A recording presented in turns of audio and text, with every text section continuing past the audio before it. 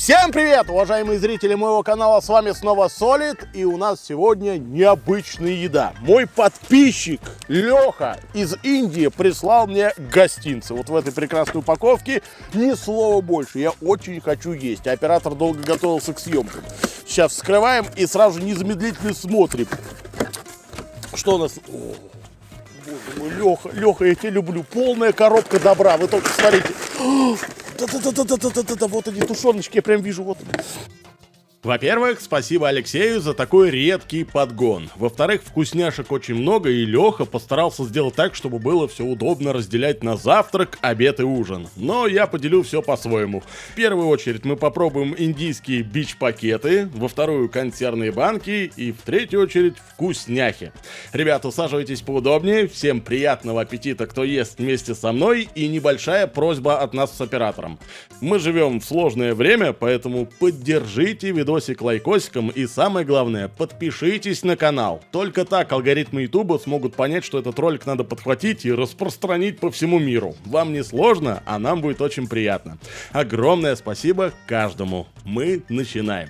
Итак, традиционно парочка любопытных фактов. Индия — это не просто страна, а почти отдельная планета. Все-таки 1,5 миллиарда человек. По численности жителей они уже обогнали китайцев. Религия: 80% населения индуисты, 14% мусульмане, оставшиеся проценты — другие вероисповедания. Корова в Индии — священное животное, потому что она символизирует материнство, щедрость и жизнь. Их не трогают и не пускают на мясо, а почитают и уважают. Наверное. Далее армия. О да. Почти 1,5 миллиона человек, солдат и офицеров. Танки, ракеты и даже ядерное оружие. А еще куча парадов, дисциплина и серьезные усы. Без усов в индийской армии, кстати, никуда. Средняя зарплата по стране $300 в месяц. Да, немного, но при этом айтишники и программисты тут растут как на дрожжах. Теперь, наконец-таки, возвращаемся к еде. Начнем, как я уже говорил, с бич-пакетов. Своего рода предобедье.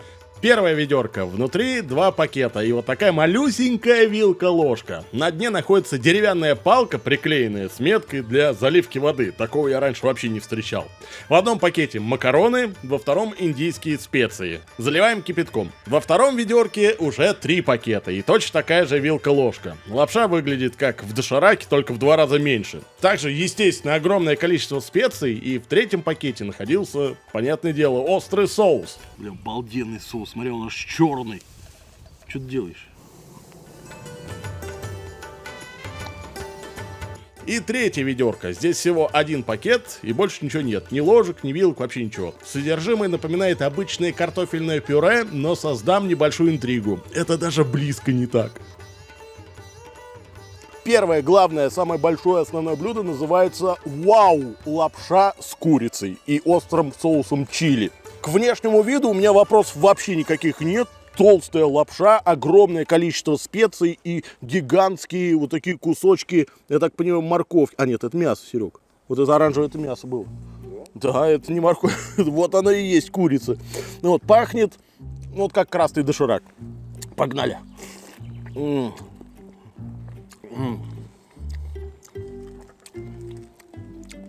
Вот лапша выглядит плотненькой, да?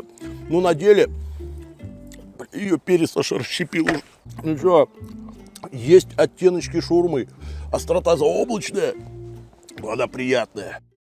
И очень вкусно. Ты ешь лапшу, и она у тебя рассыпается во рту, как песочек. Становится жарко. Хочется танцевать. У тебя как наждачкой по горлу вот так вот чикай. Моща. 10. Фу, блядь. Фу, сука. Че вы смотрите, блядь, это острое.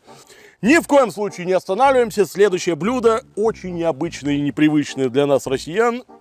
Упма называется. Традиционное индийское блюдо, между прочим, готовится, внимание, из манной муки. Казалось бы, все ели манную муку в детстве. Вот в детском саду я прям обожал манную муку с маслицем, хорошо. Но тут-то она приправлена острым перцем. Также я наблюдаю всевозможные включения. Типа кунжут, морковка, лук, ну и все остальное. Погнали.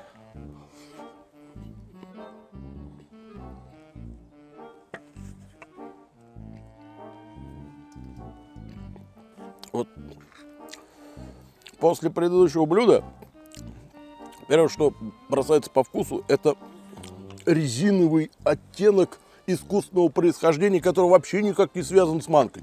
Но видите, какая дрожалка? Она делится буквально на фракции, мнется как пластилин и отлично подойдет на карася.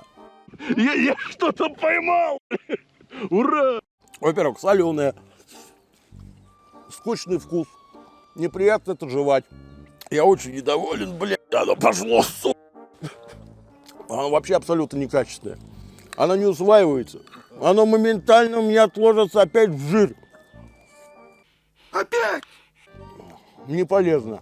Блин, такое ощущение, что ты ешь обычный белый хлеб, вот такие мякиши, которые где-то растворились как в пиве. Вот, примерно и с перцем еще. И с морковью. Такое. Дешевка. По баллу могу поставить тройбаш, не больше.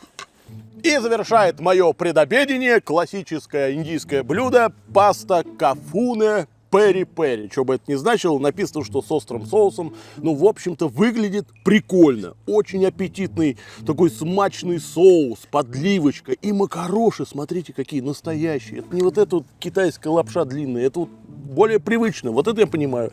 Очень маленькая порция. Погнали. Первое, что ощущаешь, это оттенки сыра. И еще.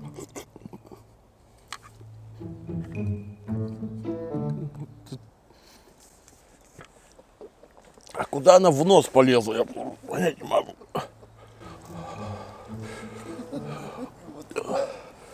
Кафуны. Да вот ешь, там все постное. После того, когда ты проглотил, поднимается облачко острое. И ты, когда через нос выдыхаешь, это облачко выходит, и у тебя вот все вот здесь горит начинает. Это очень странно, но прикольно.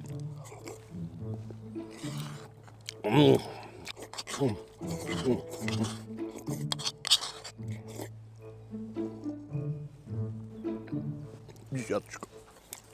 Погнали дальше. Да пошел ты, Ребят, обычно я вскрываю пайки, но сегодня мы будем вскрывать кое-что другое.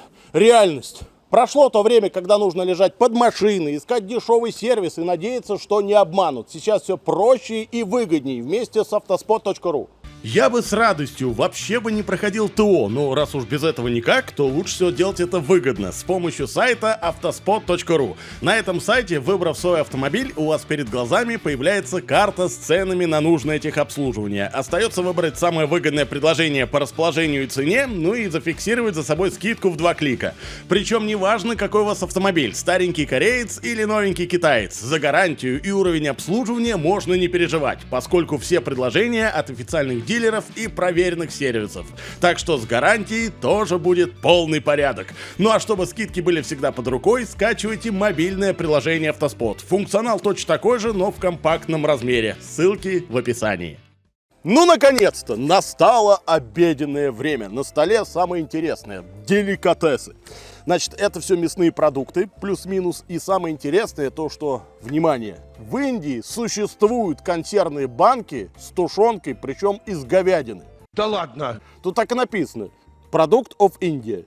Вскрываем банку и видим вот это. Да, это не классическая, конечно, наша тушенка с жирком наверху и так далее, но, тем не менее, это мясной полноценный продукт. Выглядит следующим образом. На самом деле, очень аппетитный и запах, ребят. Муха подохла от запаха индийской тушенки. Сюда сразу же пошла. Не могу терпеть. Погнали. Очень соленый. Нету лаврушки, нету жира. Это как это? Ну, я в шоке. Грех в банке. Очень много мух. Сразу видно, что качественный продукт. Они на говно не летят. О,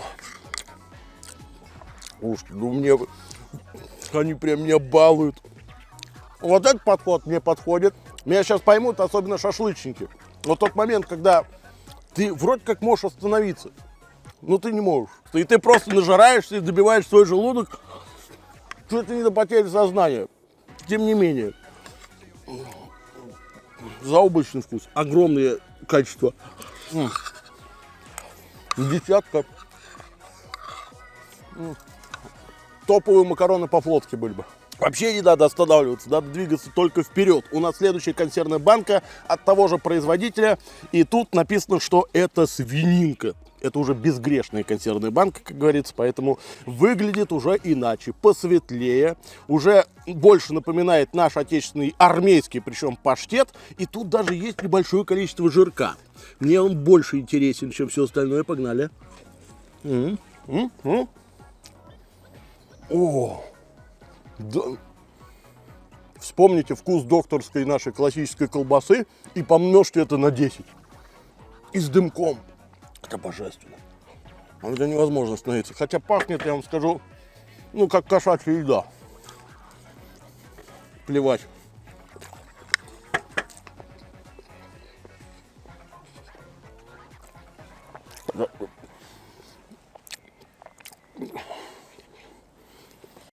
Я вспотел опять. Не, ну у нас пайка гораздо качественнее все делается. Знаете, что мне прошибло? Перец.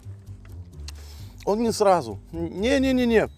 Ты сначала чувствуешь соль, так хорошо заходит, жевать практически не надо. Ты просто глотаешь, глотаешь.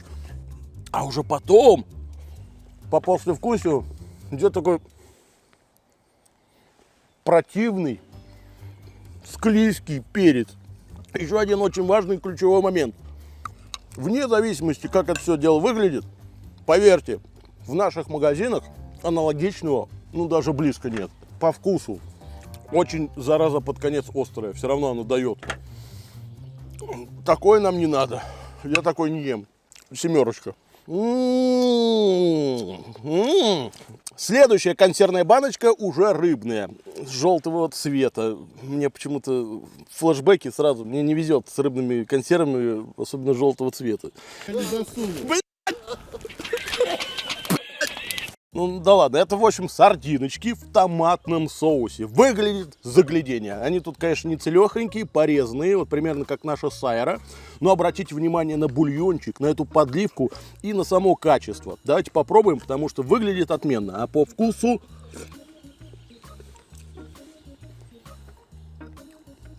Ну, блин, вот недавно мы выпускали ролик, там было почти то же самое. Но там было намного качественнее, чем это. Она тут горчит. Такое ощущение, как будто они их не потрошили. Чувствуешь, что рыба до конца не пропиталась ни хрена вот этой подливой. Это огромный недостаток. Он нивелируется количеством подливы. В принципе, наша килька в томатном соусе точно такая же. Тоже иногда горчит. Поэтому по баллам ставлю 6 из 10. Погнали дальше. Блин, мне глаза разбегаются. Вкусняшки! Их тут дофига, и спасибо Алексею за то, что среди них есть то, что я вообще ни разу никогда в жизни не пробовал и даже не видел. Ну, давайте начнем с более банального. Орешки. Значит, индийский арахис выглядит следующим образом. Один очень острый, другой вроде как просто со специями. Ну, очевидно, что тоже. Давайте начнем с более лайтового. Выглядит, конечно, потрясающе. Желтый, жирный. Причем откуда не текло, я даже не понимаю. Какая-то зеленушка. В общем, супер. Погнали. Ну-ка, сразу несколько.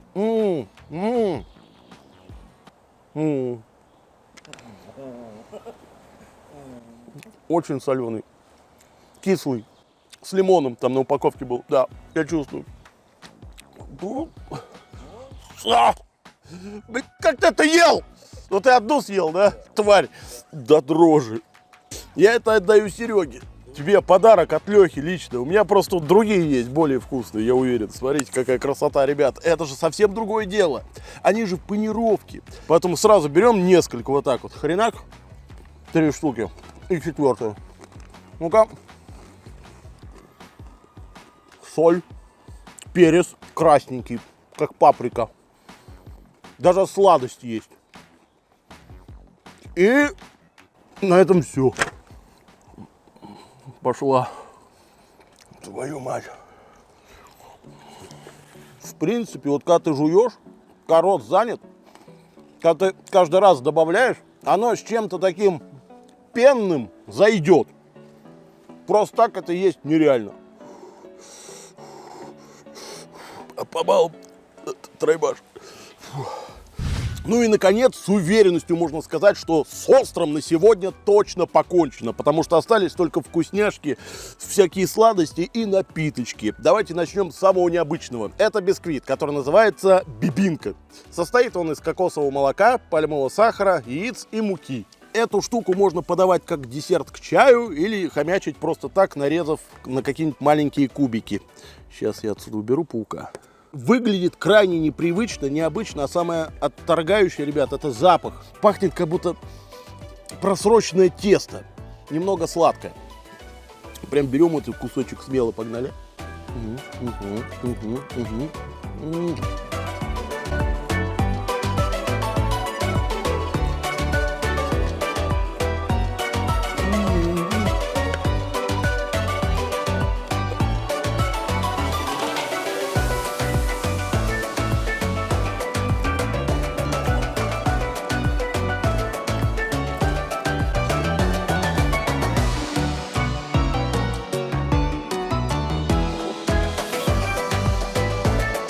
Это охренеть. Оно настолько не стыкуется с внешним видом. Это наивкуснейший, свежайший тортик. Тортик. 10 баллов. Очень приятный, нежный, сладкий вкус. Вы понимаете, что эту сладость не запить кофе невозможно. Причем Леха все предусмотрел. В этой консервной баночке у нас находится огромное количество первоклассного сгущенного молока. Обратите внимание на текстуру. Ничего лишнего, все как у нас. А здесь классический трио кофе. То есть сливки, сам кофе и 2 упаковки сахарного песка. Давайте начнем с кофе. А молоко зачем? А что, а зачем тебе сгущенному? Ты так ложкой будешь жрать. Что ты калорий-то переводишь, я не пойму. Человек старался, тебя прислал.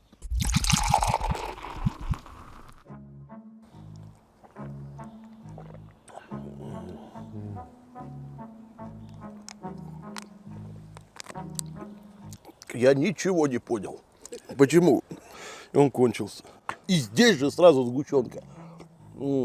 Да, мой диетолог где-то уже глотает таблетки.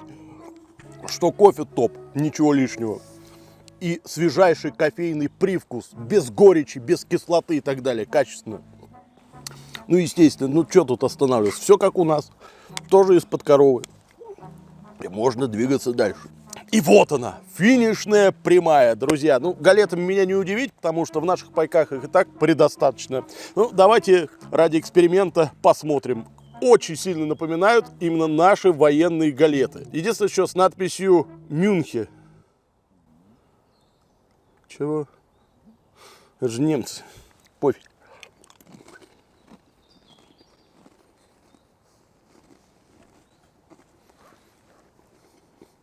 Вот честно, неровно. Они подгорелые. Вот выглядит нормально, а по вкусу как будто уголь ешь. Такое двоечко. А вот этот экземпляр гораздо интереснее. Обратите внимание на подход. Каждая галетка в отдельном слоте. Внутренняя часть помазана сыром, а внешняя присыпана сахаром. Вот так вот объединяем и пробуем. Ну-ка. Во-первых, мягонький. Вы меня сейчас поймете. Берете хлебушек, мажьте маслица, можно сырок плавленый и сыплете сахар. И получается жирненькое, сытненькое бутерброд. Вкус настолько заоблачный, что я побывал там. Насчет напитков. Обращаю ваше внимание на этот экземпляр. Называется Масала Кола. Индийская версия Кока-Колы. Вот мне интересно, что они такого там приготовили, потому что по внешнему виду, ну, ничем она не отличается от нашей стандартной колы. Только запах. Оно напоминает, но как будто бы с присадками благовоний. Очень мощный запах. Вот она стоит на столе и вот тянет. Погнали.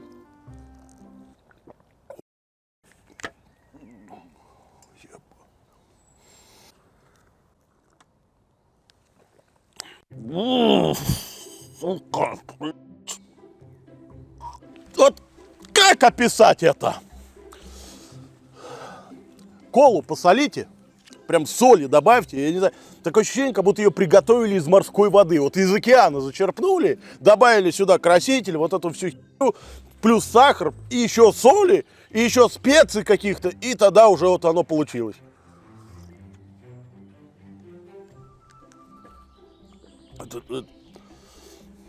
Видно, да, мурашки? Вон они. И самое главное, это даже не то, что отвратный вкус, нет. Он просто очень мощный и насыщенный. Ты вот делаешь маленький глоточек, хочешь попробовать.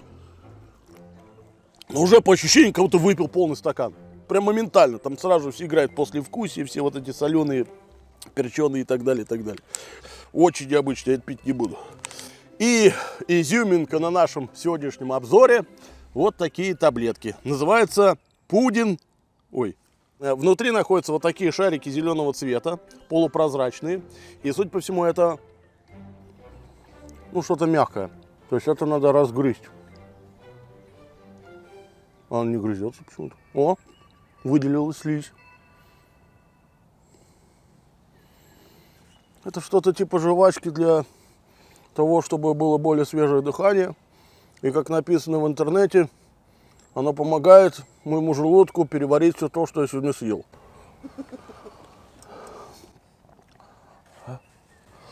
Давай еще одну. Иди на...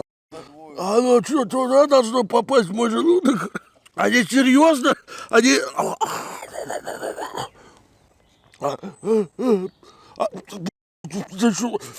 Дышать невозможно, вообще невозможно дышать, вообще ничего невозможно, не говорить, не делать вообще ничего. Это настолько мятная дрянь, причем ее минимальное количество, там чуть-чуть. Но она настолько концентрированная, что у тебя мозг не успевает понять, что она мятная.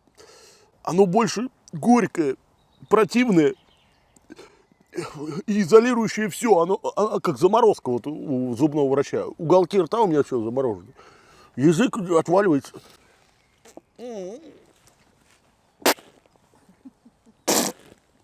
Еще хуже, блядь, Серега, блядь. Иди назад, иди вперед, блядь. Блядь, они реально это едят. А прикинь, если бы я проглотил ее как пилюлю. И это бы внутри, вся внутри вот это. Ну и по традиции, как всегда, небольшой вердикт. Еще раз огромное спасибо Алексею за такой подгон. И вообще спасибо всем подписчикам, которые мне присылают вкусняхи, пайки, редкости. Благодаря вам канал выживает. Красавчики. Насчет еды. Весь съемочный день меня сопровождала острота во рту. Это, я вам скажу, удивительный опыт. Представьте, монотонно, постоянно горит рот. И ты понимаешь, что следующее блюдо тоже, возможно, острое. Я бы не сказал, что это прям невыносимо. Нет, это вполне терпимо и даже местами вкусно, но очень долго. А еще я заметил, что почти на каждой баночке были вот такие кружочки. Если кто знает, напишите, пожалуйста, для чего они, потому что на некоторых упаковках они вообще еле заметные, но они есть. И поскольку этот набор еды не военный, то обсуждать количество калорий, автономность, качество столовых приборов, ну, бессмысленно. Хотя у нас был военный паёк Индии. Кому интересно, ссылку я оставил в описании. В принципе, насчет еды я уже все сказал. Единственное, еще раз выделю бибинку. Это очень вкусная штука, ребят. Заоблачный вкус и плевать, как она выглядит. Рекомендую хоть раз в жизни попробовать. Вот, как-то так. Спасибо каждому, кто досмотрел этот ролик до конца. Не забывайте оценить это видео, написать комментарий и самое главное, подпишитесь на канал. Я серьезно, вы очень поможете с развитием канала. На этом пока что все. Всем удачки, всем пока!